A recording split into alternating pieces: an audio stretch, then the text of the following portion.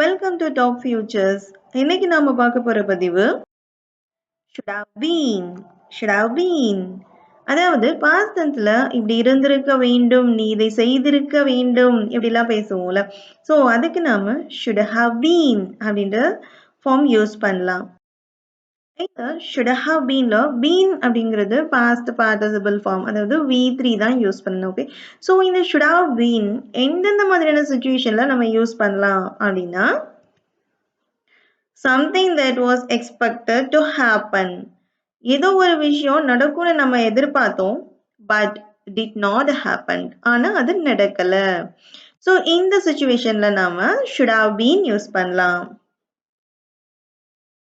அடுத்து to express regret. regret means வருத்தப்படுறது. Okay, to express regret for missing opportunities. பாருங்க, ஏதோ ஒரு வாய்ப்பு நமக்கு இருந்திருக்கு, ஆனா அந்த நேரம் அதை மிஸ் பண்ணிட்டோம். ஸோ அப்போ நம்ம வருத்தப்படுவோம் இல்லையா, அந்த சுச்சுவேஷன்ல நாம should have been யூஸ் பண்ணலாம். அடுத்து to criticize someone. criticize பண்றதுன்னா என்ன? சில பேரை குற்றம் சொல்லுதல், குறை சொல்லுதல், அவங்க வேலை சரியில்லைன்னு சொல்லி குறை சொல்லுவோம்ல, அதுதான் criticize. to criticize someone for not doing something. ஏதோ ஒரு விஷயம் அவங்க செய்யல, அதுக்காக நம்ம என்ன செய்யறோம், அவங்கள கிரிட்டிசைஸ் பண்ணுவோம்ல. நீ வந்துட்டு ப்ரிப்பேர் பண்ணாமையே ஆஃபீஸ்க்கு போயிட்ட, நீ வந்து அதை செஞ்சிருக்கணும் அப்படின்னு சொல்லி அவங்கள குறை சொல்லுவோம் இல்லையா. ஸோ அந்த சுச்சுவேஷன்ல நம்ம should have been யூஸ் பண்ணலாம். Final one, to talk about hypothetical situation. hypothetical situation என்ன? நம்மளால அதை மாற்றவே முடியாது. அதாவது வானிலை எல்லாம் சொல்லுவாங்கல்ல, ஸோ அதெல்லாம் ஹைப்போதெட்டிக்கல், நடக்காத ஒரு விஷயத்த நம்ம பத்தி பேசுறது இல்லையா, அதுதான் வந்து hypothetical situation. To talk about a hypothetical situation in the past. அந்த மாதிரியான சுச்சுவேஷனை பேசும்போது நம்ம should have been யூஸ் பண்ணலாம். இதுல been அப்படின்றது V3 ஃபார்ம். ஸோ அதுல நம்ம என்ன வெர்புனாலும் மாத்திக்கலாம், but we should use past participle form only. Okay, so example sentence மூலமா இந்த 4 சுச்சுவேஷன்ஸை எப்படி யூஸ் பண்ணலான்னு பார்க்கலாம். ஃபர்ஸ்ட், எதிர்பார்த்த ஒன்று நடக்காமல் போனது, அப்படிதானே சொன்னோம். ஓகே, பாருங்க, ட்ரெயின் இப்போ இங்க இருந்திருக்க வேண்டும், ஆனா அது தாமதமா வருது.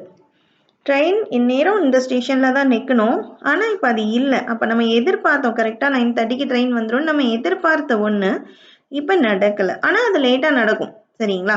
ஸோ அப்போ அந்த நேரத்தில் நாம இந்த should have been யூஸ் பண்ணலாம். Okay, the train should have been here by now, but it's running late. The train should have been here by now, but it's running late. அடுத்து அதே ரூல் நம்பர் 1லயே ஒரு 2-3 examples பார்க்கலாம், அப்பதான் நமக்கு புரியும். அவங்க ப்ரெசன்டேஷனுக்கு இன்னும் கொஞ்சம் ஒர்க் பண்ணி இருந்திருக்கணும். அப்போ என்னன்னு சொல்றாங்க, ஒருவேளை நாம அவங்களோட ப்ரெசன்டேஷனை ப்ரீவியஸா கிளான்ஸ் பார்க்கும்போது கூட நம்ம சொல்லிருக்கலாம். பட் ஆனால் இட்ஸ் டூ லேட். இதுக்கப்புறம் நமக்கு ப்ரெசன்டேஷனை ரெடி பண்ணுறதுக்கு நமக்கு டைம் இல்லை. ஸோ அந்த சுச்சுவேஷன் நாம should have ஒர்க் பண்ணலாம். should have been. இந்த இடத்துல been அப்படின்றது V3 தான், ஆனால் அது பி வெர்பு, இரு அப்படிங்கிறதுடைய V3. பட் நமக்கு இங்கே என்ன வேணும், கொஞ்சம் ஒர்க் பண்ணியிருக்கணும். அப்போ ஒர்க்டு. ஓகேவா? அப்போ should have worked, வேலை செய்திருக்க வேண்டும் அப்படிங்கிற மாதிரி. So they should have worked on the presentation bit more. They should have worked on the presentation a bit more. Okay? அடுத்து அதே எதிர்பாராத ஒன்று நடக்காமல் போன அந்த ஹெட்டிங்க்கு கீழே தான் இன்னொரு எக்ஸாம்பிள். அவ வேலைக்கு 9 மணிக்கு வந்திருக்க வேண்டும். அவ வேலைக்கு 9 மணிக்கு வந்திருக்கணும், பட் அவங்க வரல. நம்ம எதிர்பார்க்குறோம், எக்ஸ்பெக்ட் பண்ணுறோம் அவங்க 9 மணிக்கு வந்துடுவாங்கன்னு, பட் அவங்க வரல. ஸோ இந்த இடத்துல வெர்ப் என்ன, வந்திருத்தல், வருதல், ரீச் பண்ணுறது. ஸோ இதோட V3 ரீச்டு. அப்போ should have reached. Okay, she should have reached work by 9 AM, but she got stuck in traffic. ஆனால் அவங்க டிராஃபிக்ல மாட்டிக்கிட்டதுனால 9 மணிக்கு அவங்க வர முடியல. Okay, she should have reached work by 9 AM, but she got stuck in traffic.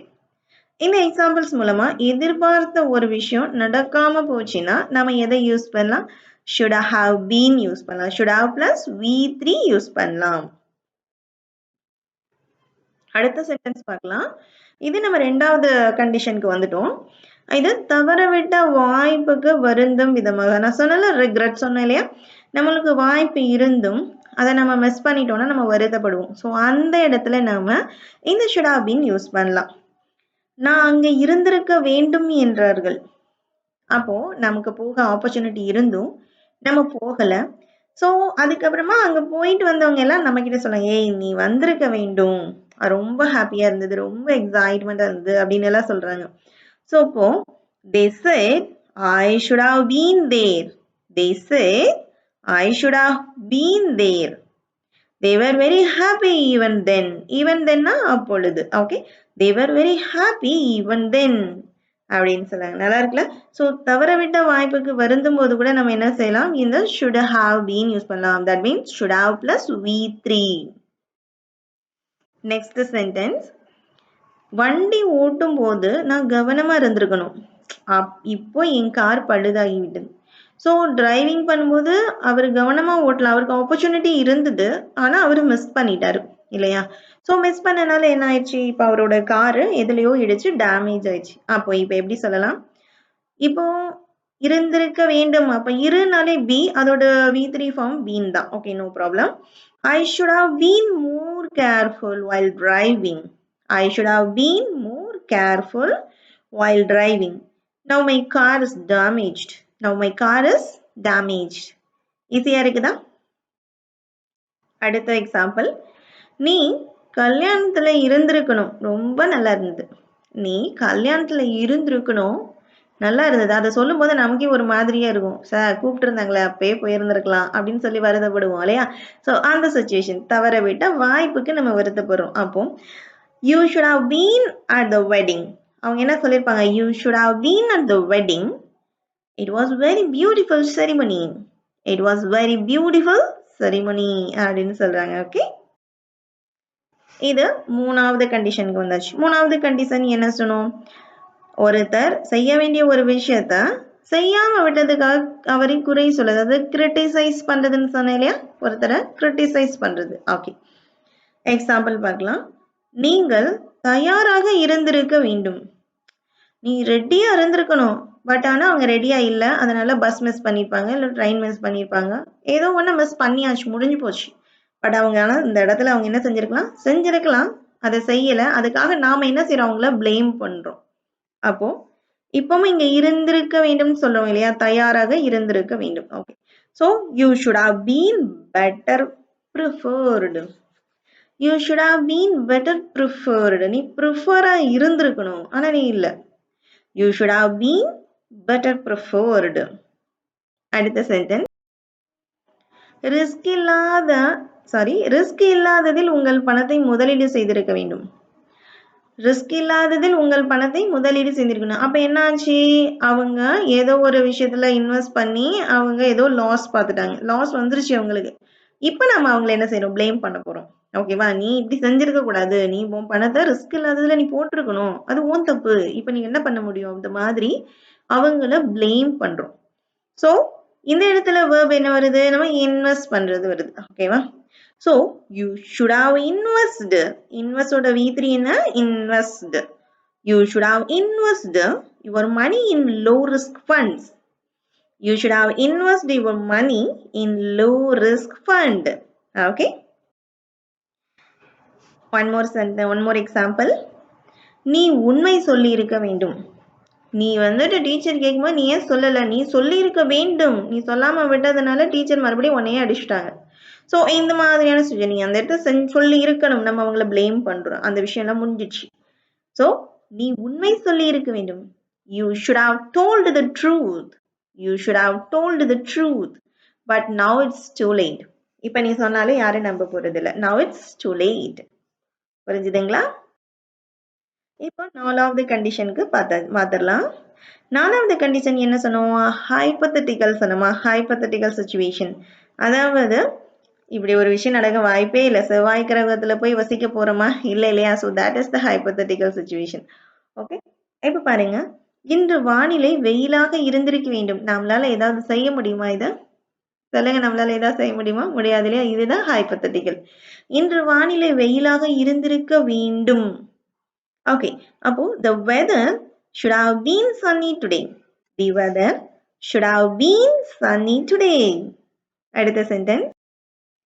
நிகழ்ச்சி வெளியில் நடந்திருக்க வேண்டும். நிகழ்ச்சி வெளியில் நடந்திருக்க வேண்டும். அந்த ப்ரோக்ராம் அவங்க வெளியே வச்சிருந்திருக்கலாம். பட் இதுல நாம எஃபோர்ட் போடவோ நாம ஏதாவது செய்யவோ அதுக்கு வாய்ப்பே கிடையாது. ஓகேவா? நம்ம இப்போ ஒரு மூவி ரிலீஸ் ஆகுதுன்னா அந்த மூவி அடுத்த மாசம் வச்சிருந்திருக்கலாம் அப்படின்னு சொல்லி நம்ம சொன்ன யாராவது கேட்க போறாங்களா?